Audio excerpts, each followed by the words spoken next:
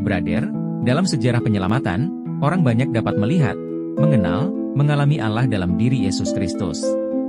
Kini, Tuhan sudah dimuliakan. Ia tidak kelihatan lagi, namun secara rohani ada di tengah kita. Melalui gerejanya, ia menjadi kelihatan. Maka, gereja adalah alat dan sarana penyelamatan, di mana Kristus menyelamatkan manusia dalam kejadian-kejadian, peristiwa-peristiwa, tindakan dan kata-kata yang disebut sakramen. Oleh karena itu, sakramen adalah tangan Kristus yang menjamah, merangkul, dan menyembuhkan. Meskipun yang tampak di mata, dan yang bergaung di telinga kita hanya hal-hal atau tanda-tanda biasa, namun Kristuslah yang berkarya. Sakramen-sakramen itu tidak bekerja secara otomatis. Sakramen-sakramen sebagai tanda kehadiran Kristus menantikan sikap dan batin manusia. Sikap batin itu ialah iman dan kehendak baik. Salah satu sakramen yang kita bahas kali ini adalah sakramen tobat. Brother, sakramen tobat adalah tanda keselamatan Allah yang memberikan penyembuhan rohani terhadap orang yang telah dibaptis yang terjauhkan dari Allah karena berbuat dosa. Dalam sakramen ini yang dituntut bukan sekedar rasa sesal dan air mata melainkan metanoia atau perubahan hati dan seluruh sikap hidup. Mari kita bahas topik ini. Brother, Kitab Hukum Kanonik 1983 pada Kanon 1249 diterangkan bahwa semua orang beriman Kristiani wajib menurut cara masing-masing melakukan tobat demi hukum ilahi. Tetapi agar mereka semua bersatu dalam suatu pelaksanaan tobat bersama, ditentukan hari-hari tobat, di mana umat beriman Kristiani secara khusus meluangkan waktu untuk doa, menjalankan karya kesalehan dan amal kasih, menyangkal diri sendiri dengan melaksanakan kewajiban-kewajibannya secara lebih setia dan terutama dengan berpuasa dan berpantang. Pertobatan diwujudkan dalam sakramen tobat di mana umat beriman mengakukan dosa-dosanya kepada pelayan yang legitim. Menyesalinya serta berniat untuk memperbaiki diri. Lewat absolusi yang diberikan oleh pelayan itu, memperoleh ampun dari Allah atas dosa-dosa yang telah dilakukannya sesudah baptis. Dan sekaligus diperdamaikan kembali dengan gereja yang telah mereka lukai dengan perbuatan dosa. Konsep kerahiman Allah akan mendorong umat beriman untuk menyadari bahwa esensi dari sakramen tobat adalah pengampunan Allah dan bukan hukuman akibat dosa. Dalam Perjanjian Lama, salah satu pemahaman mengenai Allah adalah Allah itu Bapa dan sosok yang membebaskan. Allah sebagai Bapa berarti ia memiliki otoritas, namun bukan dalam artian otoritas yang memerintah dengan tangan besi melainkan Bapa yang dengan belas kasih terbuka untuk mengampuni. Bandingkan dengan kitab Mazmur bab 103 ayat 13. Sedangkan dalam kitab Mazmur bab 72 ayat 12-14 diterangkan bahwa Allah yang membebaskan berarti Allah yang hadir dengan memihak secara tegas kepada kaum lemah dan tertindas. Allah hadir sebagai Raja yang hendak menampilkan sikap kasih kepada orang-orang lemah.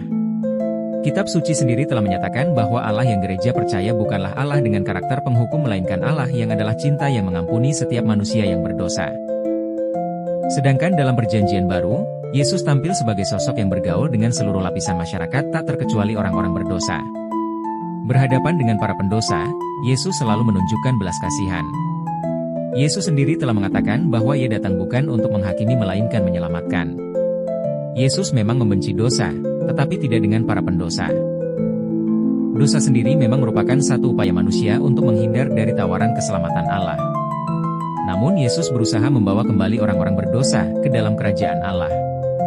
Dalam kacamata Perjanjian Baru, sakramen tobat adalah sungguh tanda nyata tawaran keselamatan Allah. Gereja adalah persekutuan umat Allah yang satu, kudus, katolik dan apostolik. Gereja itu kudus, karena Kristus mengasihi gereja sebagai mempelainya. Kristus merelakan dirinya demi persatuan dalam tubuhnya. Gereja itu kudus, namun kekudusan gereja belum sempurna dan untuk itu perlu ada upaya-upaya keselamatan bagi seluruh umat beriman. Manusia terlahir dalam keadaan dosa, dan dosa selalu merusak relasi manusia dengan Sang Ilahi. Hal ini merujuk pada apa yang dimaksud dengan dosa asal. Dosa asal menghancurkan hubungan manusia dengan Allah. Dosa asal menggarisbawahi sikap kebebasan manusia yang dimanfaatkan seturut kehendaknya sendiri, dan bukan dalam ketaatan kepada Allah. Untuk itu, demi menjaga dimensi kekudusan gereja, dibutuhkan sakramen tobat. Gereja sendiri telah mengakui bahwa kekudusan gereja itu bukan kekudusan yang sempurna melainkan kekudusan yang diusahakan secara terus-menerus, maka diperlukannya sakramen tobat sebagai upaya mencapai keselamatan.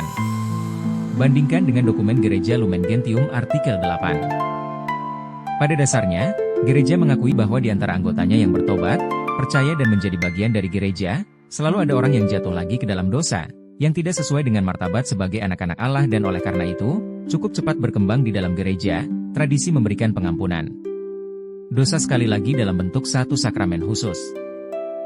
Perlu ditegaskan bahwa sakramen tobat sungguh didirikan oleh Yesus dengan dicurahkannya Roh Kudus kepada gereja. Tradisi menggunakan berbagai teks yang berbicara tentang mengikat dan melepaskan. Injil Matius bab 16 ayat 19 dan bab 18 ayat 18, mengampuni dosa. Injil Yohanes bab 20 ayat 13, dan Yesus telah memberikan kuasa kepada gereja untuk mengampuni. Injil Yohanes bab 20 ayat 22. Dengan demikian, menjadi jelas bahwa sakramen tobat didirikan oleh Allah dan lahir dari satu kesadaran fundamental dalam tubuh gereja bahwasanya anggota gereja sering jatuh kembali ke dalam dosa. Sakramen tobat diperlukan sebagai ikhtiar untuk memperbaharui diri sebagai anak-anak Allah dalam persekutuannya yang kudus. Sejak awal sejarah gereja, orang Kristen yang berdosa berat tetap diterima sebagai warga gereja walaupun mereka dilarang menerima komuni dalam perayaan Ekaristi. Mereka baru diizinkan menerima komuni lagi setelah menjalani suatu proses pertobatan yang cukup lama dan berat. Karena seorang pendosa berat hanya boleh menerima pengampunan dosa satu kali dalam hidupnya, banyak orang Kristen pada waktu itu menunda pertobatan sampai akhir hidupnya. Walaupun demikian, apabila pendosa tersebut tidak jadi meninggal, ia harus menjalani proses pertobatan seperti orang-orang Kristen lainnya. Sejak abad ke-14, pengaruh teologi Thomas Aquinas mulai terasa kuat di seluruh gereja. Salah satu sumbangan pentingnya bahwa setiap sakramen memuat dua unsur pokok, yakni forma dan material. Karena pengaruh Thomas Aquinas tersebut, para uskup berkumpul di Florence menegaskan kembali hal-hal berikut. Sakramen keempat adalah sakramen tobat. Hal-hal yang dilakukan peniten, yakni contrisio adalah sesal sempurna atas dosa-dosa dan niat untuk tidak berdosa lagi. Confessio adalah pengakuan dosa secara utuh di depan seorang imam. Satisfaksio adalah perbuatan-perbuatan silih yang sesuai dengan beratnya dosa, seperti disarankan imam pelayan sakramen ini dan biasanya terdiri dari doa, puasa, dan derma. Forma dari sakramen ini adalah kata-kata abolusi yang disampaikan oleh imam. Buah dari sakramen ini adalah pengampunan atas dosa-dosa. Brother, pada abad ke-16, muncul gerakan-gerakan reformasi di dalam gereja. Gerakan ini melahirkan gereja-gereja reformis. Sebagian dari perintis gereja-gereja tersebut tidak mengakui ibadat tobat sebagai buah dari sakramen seperti baptis dan ekaristi. Menanggapi gerakan tersebut, para uskup berkumpul dalam konsili yang dinamakan Konsili Trente dan menegaskan ajaran-ajaran tradisional mengenai sakramen tobat, antara lain. Sakramen tobat sungguh perlu bagi orang yang telah melakukan dosa berat agar ia kembali memperoleh rahmat dan pembenaran. Saat Tuhan Yesus masih hidup di dunia, pertobatan memang belum menjadi sakramen. Tetapi setelah ia bangkit, Yesus menciptakan sakramen tobat dengan cara mengembusi para rasul dan bersabda, "Terimalah Roh Kudus, jika kamu mengampuni dosa seseorang, ia diampuni. Jika kamu tidak mengampuni dosa seseorang, ia pun tidak diampuni." Injil Yohanes bab 20 ayat 22-23. Brother, para bapak konsili dalam sidang konsili Vatikan II merumuskan berbagai hal, termasuk pertobatan.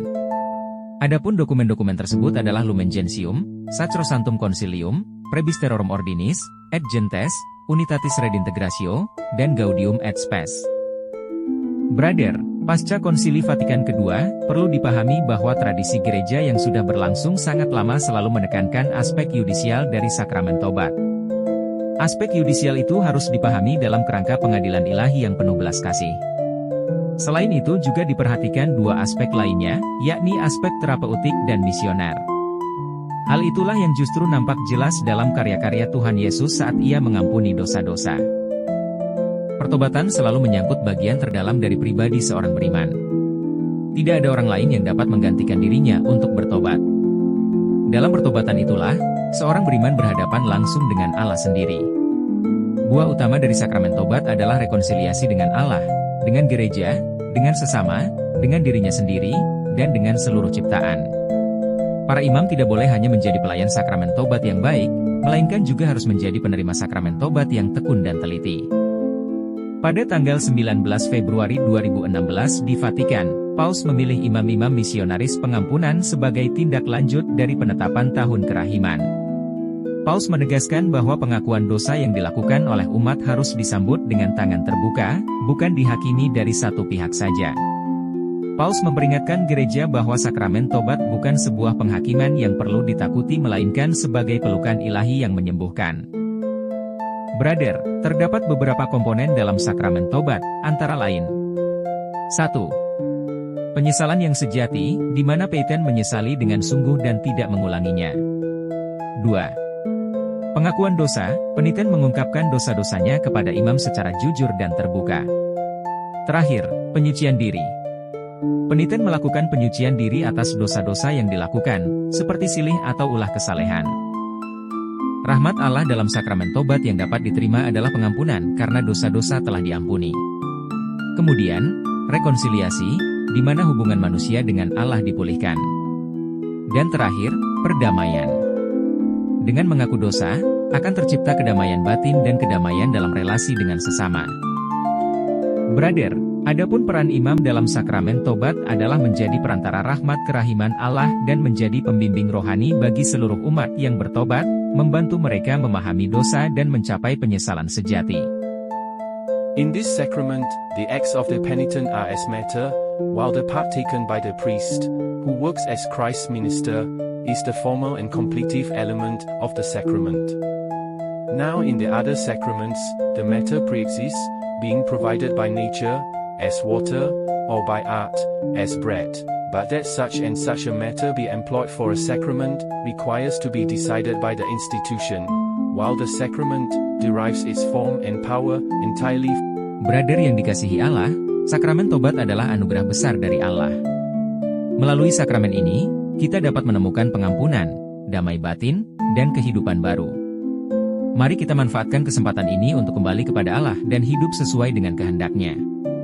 Salam kasih Kristus. Jangan lupa like, share dan subscribe channel ini ya brother supaya banyak karya-karya yang akan kami buat.